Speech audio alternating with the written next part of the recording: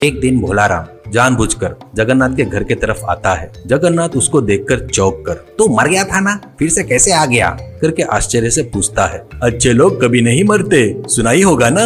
मैं समुद्र में गिरते ही समुद्र के राजा के सिपाही आकर मुझे लेकर गए। समुद्र राजा ने मेरा अच्छा आदर सत्कार करके अपने राज्य में ही रहने को बोले। मेरी अप्सरा जैसी लड़की से शादी कर दिए। वहाँ पर सब अप्सराएं हैं। वहाँ पर जिधर देखो उधर सोना हीरे मोती है। वहाँ पर उनको खाने पीने के सिवा और कोई काम नहीं है। मैं काम करने वाला हूँ, मुझे वहाँ पर ठीक नहीं लगा, इसलिए चले जाता करके समुद्र राजा को बताया। वो नहीं बोले।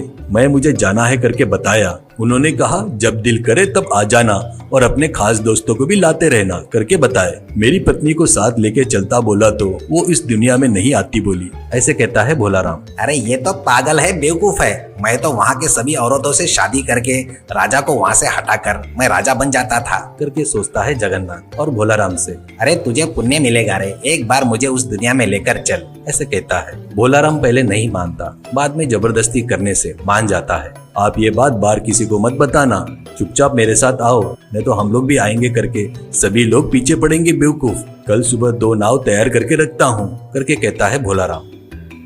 अगले दिन समुद्र के किनारे में 2 नाव तैयार रहते हैं। एक लकड़ी का था और दूसरा मिट्टी का था।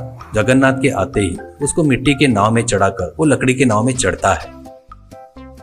दोनों नाव समुद्र में बहुत दूर जाने के बाद भोलाराम अपने चप्पू से जोर जोर से अपने नाव पर मारते हुए, इसकी आवाज से समुद्र के दूत आएंगे, ऐसे कहता है। जमींदार जगन्नाथ इधर उधर देखकर ज्यादा देर बर्दाश्त नहीं कर पाता। मेरे नाव पर मारे तो आवाज ज्यादा आएगा करके खुद के नाव पर चप्पू से जोर जोर से मारते ही वो मिट्टी का नाव टूटकर जमींदार जगन्नाथ समुद्र में डूब जाता है। भोलाराम हंसकर अपने नाव से